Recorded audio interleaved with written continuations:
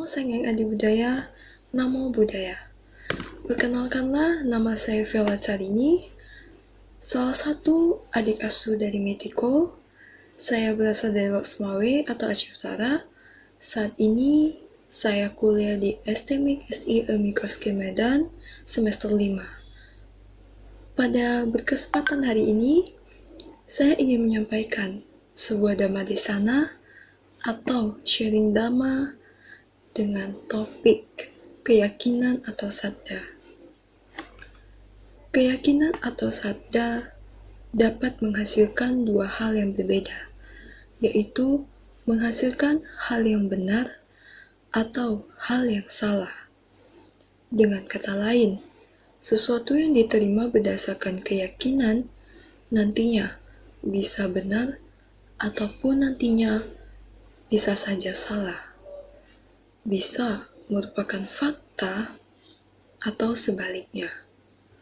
Karena kondisi keyakinan yang dapat menghasilkan dua hal yang berbeda tersebut, maka tidak selayaknya bagi seorang bijaksana yang melestarikan atau menjaga kebenaran untuk menyimpulkan secara pasti apa yang diterimanya melalui keyakinan tersebut dengan mengatakan hanya ini yang benar, yang lainnya adalah salah, hingga ia membuktikan kebenarannya.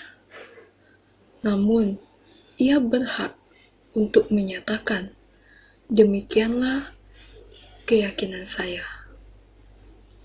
Terdapat dua jenis saddha, yaitu jenis saddha yang pertama adalah saddha yang memiliki pokok alasan atau berdasar.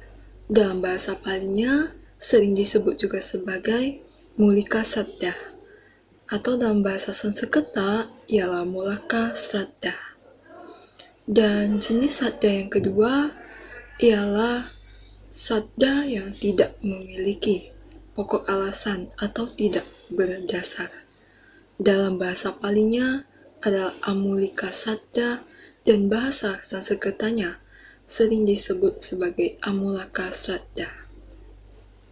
Nah, mulika saddha adalah keyakinan yang muncul dari penilaian yang hati-hati dari hasil verifikasi atau pemeriksaan atau penyelidikan ehipasiko yang memiliki alasan atau dasar ataupun hakikat terhadap sebuah penyataan, ajaran, dan sebagainya. Sedangkan amulika saddha adalah keyakinan yang muncul tanpa diketahui dengan penilaian yang hati-hati dari hasil verifikasi atau pemeriksaan ataupun penyelidikan yang juga tanpa memiliki alasan atau dasar atau hakikat terhadap sebuah pernyataan, ajaran, dan sebagainya. Nah, di sini kita dapat melihat bahwa di antara kedua jenis saddha ini memiliki perbedaannya masing-masing, yang dimana adalah jenis saddha kedua, yaitu dia berbanding terbalik dengan jenis saddha yang pertama, yaitu dimana saddha pertama itu adalah saddha yang dia memiliki pokok alasan atau berdasar, sedangkan saddha jenis kedua adalah saddha yang tidak memiliki pokok alasan atau berdasar.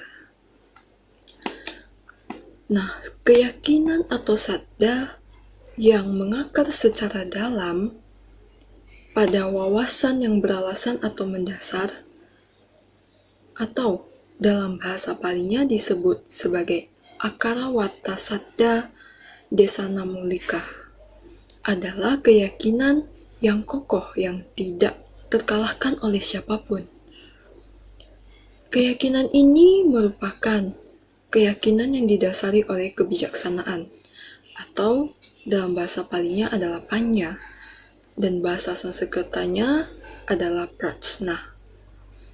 dengan kebijaksanaan atau disebut indriya kebijaksanaan, atau dalam bahasa palingnya adalah panyindriya, maka keyakinan pada diri seseorang itu akan stabil. Nah, jadi itulah jenis keyakinan atau saddha yang dianjurkan dalam meyakini Tiratana, yaitu Buddha, Dhamma, dan Sangha. Karena saddha seperti itu bermanfaat untuk mengokohkan, menguatkan, memfokuskan, dan sebagai pedoman sebuah niat untuk mencapai tujuan. Yang dalam konteks agama Buddha, tujuan tersebut adalah kebebasan sejati, atau sering disebut sebagai nibbana. Untuk saddha terhadap Tiratana merupakan hal yang penting pada awal perkembangan batin, dan karenanya saddha diperumpamakan sebagai benih. Dan untuk itu juga saddha perlu dikembangkan dengan cara terus berlatih, dan terus mempraktikkan ajaran Buddha sambil mengujinya, agar seseorang dapat lebih menguatkan dan memfokuskan diri untuk mencapai tujuan yang diinginkan. Pada tingkat akhir, pada diri mereka yang telah melihat, mengetahui, menembus, mewujudkan, dan juga mencapai kebenaran oleh dirinya sendiri secara langsung terhadap sesuatu, atau misalnya salah satu ajaran Buddha, maka saddha terhadap Tiratana tersebut tidak diperlukan lagi, sehingga mereka menjadi tanpa saddha, atau dalam bahasa palingnya adalah asaddha, dan dalam bahasa Sanskertanya adalah asraddha. Hal ini sama seperti seseorang yang telah membuktikan kebenaran, melihat sebuah fakta yang nyata, ada dan teruji, maka ia tidak memerlukan sebuah hipotesis atau anggapan benar. Dari pengertian di atas yang saya jelaskan sedikit tadi, maka saddha sendiri memiliki ciri-ciri, yaitu merupakan hasil verifikasi berupa hipotesis, bukan kebenaran final atau akhir, tetapi merupakan titik awal perjalanan menuju perwujudan kebenaran melalui pengujian, dan perlu diiringi dengan kebijaksanaan. Di dalam buku Wijadhamma terdapat 4 macam saddha, yaitu saddha yang pertama adalah kama saddha, atau artinya keyakinan terhadap hukum karma. Yang kedua, vipassana saddha, yaitu keyakinan bahwa sesuatu perbuatan yang dilakukan pasti ada akibatnya, meliputi akibat baik ataupun akibat yang buruk. Dan yang terakhir, yang ketiga, itu adalah Tathagata Bodhisattva, yaitu keyakinan terhadap pencapaian penerangan sempurna Sang Buddha, yakni bahwa Sang Buddha adalah yang maha suci, yang maha tahu, yang maha bijaksana, yang maha pengasih, dan pula yang maha penyayang. Orang yang memiliki keyakinan atau saddha pada Dhamma dapat dikenali dengan 3 hal.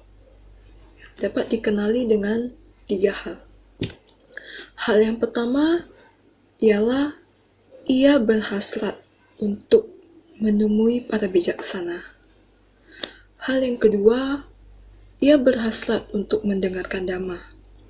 Dan hal yang ketiga, yaitu dengan hati yang terbebas dari kekikiran, ia hidup dengan murah hati, bekerja tanpa celah, suka berdana, suka menolong, dan berbagi dengan orang lain. Seseorang yang bersungguh-sungguh adalah orang yang yakin akan ajaran, bukan orang yang tidak yakin. Seseorang yang bersungguh-sungguh selalu bersemangat, tidak malas. Seseorang yang bersungguh-sungguh memiliki kesadaran kokoh, itu tidak akan kabur. Seseorang yang bersungguh-sungguh memiliki pengertian yang jelas, bukan pengertian yang membingungkan. Dan seseorang yang bersungguh-sungguh untuk mempunyai kebijaksanaan yang kuat, maka ia tidak akan lemah. Baik, di awal naskah ini, saya menulis dalam Arya Danagata bait 1 dan 2, yang artinya, ia yang memiliki keyakinan pada Sang Tathagata, kokoh dan tak tergoyahkan, memiliki moral atau sila yang baik, disenangi dan dipuji oleh para Arya. Ia yang salut pada Sangga dan memiliki pandangan yang benar. Para bijaksana mengatakan ia tidak miskin dan hidupnya penuh dengan manfaat. Baik, para sedama, saya Viola Carini, mungkin hanya ini yang bisa saya sampaikan. Apabila ada kesalahan kata yang saya sampaikan dalam Dhammadesana ini, mohon dimaafkan. Akhir kata dari saya, Namo Sanghyang Adi Budaya, Namo Buddhaya.